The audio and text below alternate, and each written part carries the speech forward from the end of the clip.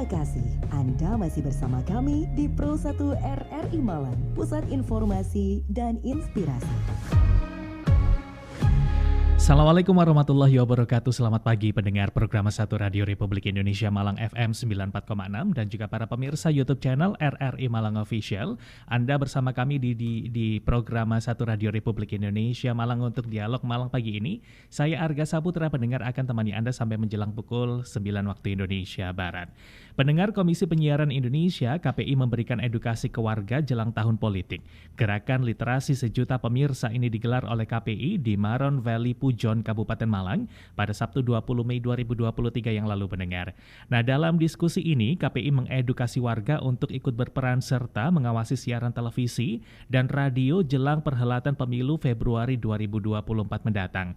Hal tersebut disampaikan oleh Efri Rizky Monarsi, Komisioner Bidang Kelembagaan dari KPI, pendengar. Nah, warga menyebut siaran yang mengandung ujaran kebencian ini kerap muncul saat perhelatan pemilu maksud kami. Oleh karena itu, dengan gerakan literasi ini diharapkan warga mendapatkan siaran pemilu yang sehat dan juga berkualitas.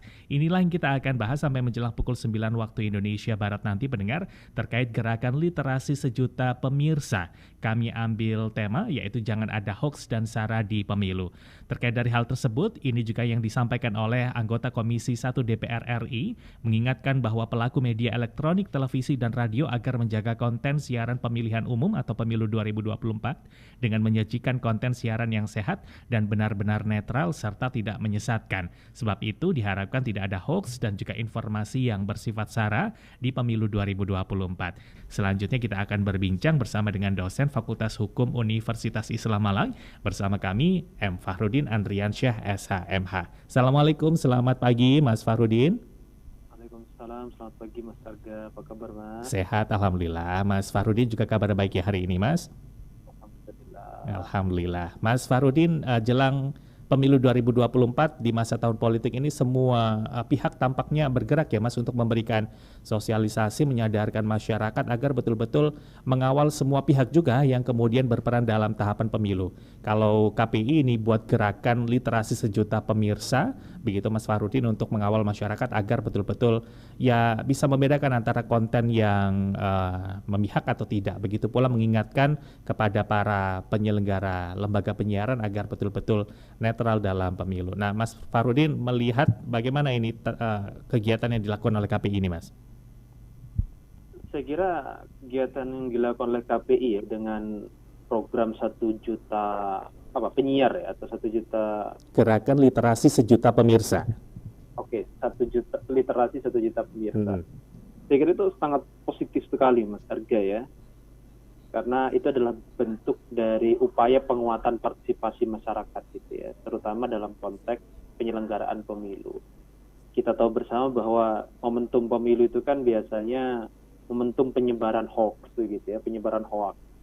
Kemudian juga momentum penyebaran black campaign gitu. Sehingga diharapkan dengan adanya 1 juta literasi 1 juta pemirsa ini, saya kira akan sangat positif sekali begitu untuk mengedukasi masyarakat, bisa membedakan mana informasi yang benar, mana informasi yang hoax, mana yang termasuk sebagai black campaign, yang itu tentu akan berimplikasi terhadap pencederaan gitu ya, terhadap penyelenggaraan pemilu di Indonesia begitu. Ya. Nah, kalau terhadap lembaga penyiarannya, Mas Fahrudin, tadi dikatakan oleh Ketua KPI di Jawa Timur, walaupun lembaga terestrial kepenyiaran baik radio dan juga TV ini potensinya terhadap penyebaran informasi berita bohong atau hoax dan juga informasi yang kemudian menyangkut dengan sara ini minim. Tapi kalau Mas Fahrudin menilai dalam tahun politik ini ada sesuatu hal yang patut kita waspada dan juga hati-hati nggak sih Mas sebagai lembaga penyiaran ini, Mas Fahrudin? Ya, saya kira kalau kita bicara lembaga penyiaran itu kan memang ada kode etik ya, setahu saya gitu ya. Ada undang-undang yang kemudian mengatur bagaimana media-media yang ada, terutama yang kemudian di bawah Dewan Pers misalnya ya, atau di bawah lembaga-lembaga terkait, itu kan memang harus betul-betul mampu menyediakan informasi yang akuntabel begitu ya. Informasi yang mendidik gitu, yang edukatif, yang akhirnya kemudian endingnya adalah bagaimana bisa masyarakat itu bisa mendapatkan informasi yang komprehensif begitu ya, yang baik untuk mereka begitu. Nah, dalam konteks ini saya kira media-media tentu sebelum informasi itu disampaikan kepada masyarakat, yang paling penting sih kan dalam melakukan verifikasi kan begitu. Ya, hanya meneruskan informasi tanpa ada verifikasi terlebih dahulu begitu. Nah, ini yang terjadi fenomena ini kan begitu. Jadi banyak kemudian, karena kita bicara media itu kan memang banyak sekali Mas ya di Indonesia itu. Media yang dalam tanda kutip begitu, ada media abal-abal, ada media yang verified begitu, yang tentu ini keduanya kan juga sama-sama mensuplai informasi begitu. Tapi kalau media-media yang abal-abal saya kira tidak ada verifikasi, sehingga itu yang kemudian berimplikasi terhadap penyebaran hoax di mana-mana, dan tentu dalam konteks ini yang paling dirugikan adalah masyarakat sebagai konsumen informasi begitu. Oke. Nah, kalau Mas Fakhrudin menilai begitu, seberapa efektif sebetulnya media kita ini, media terestrial ya, televisi dan juga radio, dalam menyebarkan informasi khususnya sosialisasi tahapan pemilu yang akhirnya kemudian bisa menyadarkan masyarakat bahwa oh ternyata pemilu itu penting dan partisipasi masyarakat akhirnya tinggi nanti ketika pemilu, Mas. Ya, kalau ditanya penting, saya kira sangat penting Mas Arga ya, karena kalau kita bicara radio misalnya, radio punya segmen pendengar sendiri begitu ya, yang saya kira juga jumlahnya tidak sedikit gitu, banyak begitu. Terutama biasanya kalau radio ini kan kalangan-kalangan yang agak senior lah ya dalam tanda kutip gitu. Tetapi trennya kan sekarang saya juga lihat radio-radio ini juga sudah mulai mencari satu alternatif begitu ya, dan mengambil segmen pemuda begitu ya, generasi Z begitu, yang saya kira ini juga penting begitu. Kemudian kalau kita bicara televisi, ya tentu televisi juga punya segmentasi sendiri begitu, dan saya kira sama-sama penting lah gitu dalam konteks penyampaian informasi di Indonesia, apalagi kalau kita lihat terutama di masyarakat pedesaan Mas Arga ya, karena kalau kita lihat di demografi di Indonesia ini kan rata-rata dalam masyarakat pedesaan begitu, bukan masyarakat perkotaan, yang sebenarnya juga rata-rata mereka lebih banyak mengkonsumsi gitu informasi dari radio dan juga informasi dari media televisi gitu. Saya kira kalau di pedesaan-pedesaan kemudian media yang lain yang kemudian dikonsumsi gitu. Jadi sangat penting sekali, tinggal bagaimana kemudian media radio ini ya dan juga televisi ini bisa menyediakan ya informasi-informasi yang memang betul-betul terverifikasi begitu ya, yang mampu kemudian mencerdaskan masyarakat, terutama dalam konteks penyelenggaraan pemilu begitu. Ini saya kira sudah mulai jalan ya pemilu kita ini, dan tinggal bagaimana informasi itu bisa disuplai seoptimal mungkin, dan endingnya adalah bagaimana melahirkan pemilu yang bersih gitu ya, jujur, atau istilah lainnya adalah luber jurdil begitu Mas Arga ya. Dan yang tidak kalah penting adalah bagaimana tingkat partisipasi itu juga semakin tahun semakin meningkat gitu, bukan malah justru masyarakat semakin tahun semakin apatis terhadap penyelenggaraan pemilu, yang endingnya juga pasti akan berdampak pada penurunan terhadap indeks demokrasi di Indonesia atau indeks pemilu begitu di Indonesia. Oke. Tapi tadi ada fenomena yang menarik ini Mas Fakhrudin, digambarkan oleh Pak Yosua Cipto Suwarno, Ketua KPID Jawa Timur. Saking kemudian memang kita perlu berhati-hati ya mengemas topik-topik atau konten siaran kita kalau kaitannya dengan tahun politik dan juga pemilu. Saking hati-hatinya maka ternyata banyak lembaga penyiaran yang menghindari konten-konten tersebut, bahkan tidak melakukan sosialisasi terhadap tahapan pemilu ini. Saking mungkin patut kemudian perlu berhati-hati, takut salah mengemas informasi, maka banyak di antara lembaga penyiaran ini yang menghindari topik-topik atau sosialisasi tahapan atau kemudian konteksnya mengenai pemilu begitu. Nah, sebagai orang yang lama bergerak di bidang pemerintahan begitu Mas Fakhrudin, sekarang Mas Fakhrudin juga sebagai akademisi, maka bisa kasih saran nggak kira-kira topik-topik apa saja begitu terkait dengan kaitannya pemilu dan juga tahun politik ini yang aman untuk kita sampaikan kepada masyarakat begitu sebagai bentuk sosialisasi, Mas?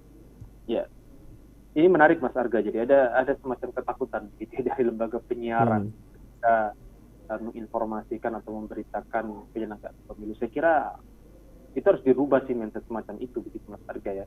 Apalagi pemilu ini kan bukan barang baru ya. Artinya kita sudah bertahun-tahun atau berkali-kali menyelenggarakan pemilu. Tentu pada saat tahapan atau setiap tahapan pemilu yang telah terjadi itu pasti akan ada catatan-catatan gitu ya, atau ada poin-poin apa yang kiranya tidak perlu dilakukan dan mana yang perlu ditingkatkan atau diperbaiki kan gitu. saya kira informasi pertama yang harus disampaikan gitu oleh lembaga penyiaran adalah terkait dengan tahapan-tahapan pemilu. Itu kan normatif sekali ya. Yeah. Dan itu saya kira juga bisa bekerja sama dengan KPU begitu. Jadi KPU kemudian juga misalnya kalau kita bicara di Malang, KPU Kota Malang begitu ya, kerjasama dengan lembaga penyiaran yang ada untuk menyampaikan kepada publik apa saja tahapan-tahapan yang akan dilakukan atau yang telah dilakukan begitu di dalam penyelenggaraan pemilu gitu. Kemudian yang kedua, yang tidak kalah penting adalah ini edukasi yang atau bentuk penyiaran atau bentuk kerjasama yang dilakukan oleh lembaga penyiaran dengan Bawaslu begitu Mas Arga. Terutama kaitannya dengan bagaimana mendorong partisipasi masyarakat di dalam memastikan atau mengawasi penyelenggaraan pemilu gitu. Kalau kita mengandalkan Bawaslu kan juga nggak cukup Mas Arga dengan jumlah yang terbatas, dengan SDM yang juga tidak banyak begitu. Maka Bawaslu saya kira juga harus proaktif untuk bekerja sama dengan lembaga penyiaran untuk kemudian menyampaikan apa-apa saja bentuk pelanggaran yang bisa disampaikan kepada Bawaslu kan begitu. Yeah. Ya pemilu juga bisa berjalan secara baik. Jadi tahapan-tahapan perlu disampaikan, bentuk-bentuk pelanggaran disampaikan begitu ya. Dan saya kira tidak kalah penting juga yang ini penting sekali ya sebagai bagian dari edukasi kepada publik untuk memilih calon yang terbaik begitu ya. Saya kira media juga bisa bekerja sama dengan NGO yang ada di daerah begitu Mas Arga untuk memetakan rekam jejak begitu. Itu menarik menurut saya. Betul. Jadi misalnya kalau kita bicara pemilu kada gitu ya di Kota Malang, rekam jejak calon-calon kepala daerah ini seperti apa? Tentu yang objektif gitu ya, tidak kemudian pro terhadap satu pasangan calon, tapi semua disampaikan secara jelas begitu sehingga publik juga bisa menilai dan akhirnya kemudian ini kan juga akan berujung gitu pada pilihan terakhir dari pemilih begitu. Jadi rekam jejak ini saya kira informasi yang penting Mas Aga. Menarik ya. Begitu. Sebagai background untuk pemilih untuk menimbang begitu ya kira-kira worth it nggak ini suara kita salurkan kepada calon yang ini begitu misalnya ya Mas Farudin. Tapi di sisi lain kan kita juga tidak bisa menutup mata bahwa ternyata banyak juga media kita ini yang terafiliasi dengan misalnya kelompok atau partai politik tertentu begitu ya Mas Farudin. Nah, kita sebagai audiens, kita sebagai masyarakat ketika mengkonsumsi informasi dari mereka, maka apa yang patut kita maksudnya bagaimana kita mencerna informasi yang ketika kita tahu bahwa media ini misalnya terafiliasi dengan kelompok atau partai politik tertentu. Ya ini memang nggak bisa lepas dari ini ya korporatisasi media ya, di Indonesia gitu ya. Kita tahu juga bahwa banyak saya kira pimpinan-pimpinan partai politik di Indonesia yang juga memiliki media-media besar gitu ya, media-media mainstream gitu. Nah ini yang kita kembali lagi sebenarnya soal edukasi ya, bagaimana masyarakat itu juga harus diberikan bekal literasi yang memadai saya kira.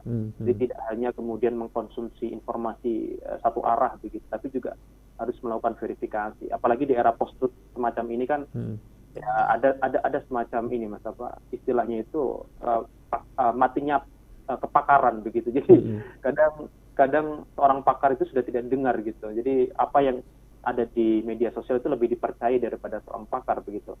Nah itu kan menandakan bahwa sebenarnya literasi di kita itu juga masih rendah. Meskipun kemarin juga saya sempat lihat trennya literasi di Indonesia mengalami peningkatan gitu ya. Tetapi peningkatannya tidak terlalu signifikan. Tapi apapun itu sebuah perkembangan yang positif saya kira. Dan ketika ada informasi dari satu media misalnya yang terafiliasi atau yang terduga atau yang jelas terafiliasi dengan salah satu partai politik begitu atau salah satu calon begitu, saya kira publik juga atau masyarakat harus juga memverifikasi gitu atau meng-cross-check apakah informasi yang kemudian disampaikan itu betul-betul benar ataukah tidak. Ketika itu dilakukan saya kira publik juga pasti akan bisa menilai gitu ya apakah informasi yang disediakan itu atau berita yang disediakan itu betul-betul punya nilai ataukah tidak. Itu sih Mas Arga. Ya, baik. Saya baca beberapa komentar dulu ya Mas Farudin yang sudah bergabung lewat WhatsApp di 081555600915. Ada Pak Suranto, terima kasih Pak Suranto. Isi pesannya adalah kalau untuk independensi penyiaran, saya masih tetap percaya dengan RRI yang masih betul-betul netral. Oke, terima kasih Pak Suranto. Kemudian ada Bu Anggi Didinoyo, setuju tertibkan radio-radio yang tidak berizin tapi mengudara dengan konten yang nggak jelas. Bahaya kalau masa kampanye. Terima kasih Bu Anggi. Ada Bu Sekar di Klojen, isi pesannya adalah KPID harus tertib dan juga ketat. Yang berizin pun isinya kadang juga condong ke sebelah, membela yang bayar. Nah, ini Mas Farudin, ada yang mau ditanggapi terkait dari beberapa komentar pendengar kami. Kalau masa-masa semacam ini sebetulnya kita sebagai lembaga penyiaran kan juga dapat untung secara ekonomi ya. Ada iklan-iklan yang bisa dimasuki oleh misalnya peserta pemilu untuk menyebarkan isi kampanyenya begitu. Tapi kalau terkait dari hal itu kira-kira gimana ini Mas Farudin? Kita sebagai lembaga penyiaran apa ya? Sebenarnya menarik ya yang disampaikan oleh Pak Suranto begitu. Pak Suranto menyampaikan bahwa percaya terhadap RRI gitu, independensinya gitu kan. Nah, trust semacam ini kan sebenarnya susah untuk didapatkan begitu Mas Arga. Kenapa susah? Karena tentu butuh proses yang lama begitu sehingga publik itu trust terhadap lembaga penyiaran begitu ya.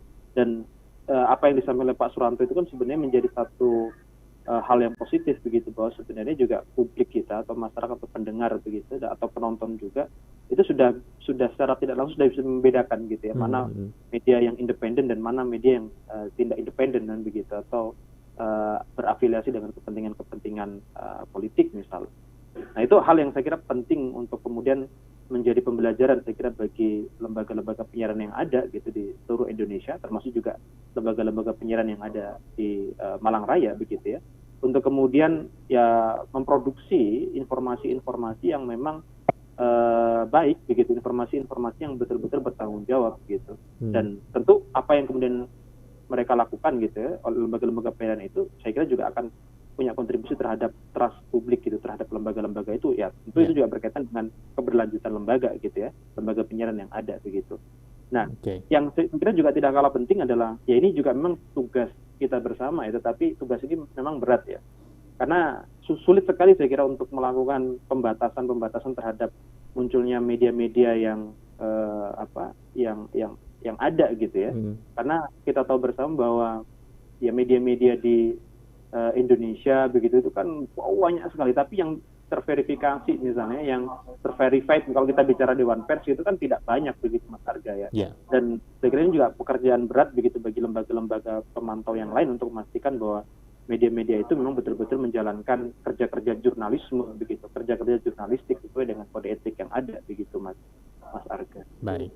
Mas Farudin, kalau kita kembali kepada tema kita, jangan ada hoax dan sara di pemilu, kita sebagai masyarakat, sebagai calon pemilih, maka patut berhati-hati terhadap konten yang cenderung hoax dan juga sara. Agar kita tidak terpancing dengan isu tersebut, maka apa yang patut kita lakukan, Mas?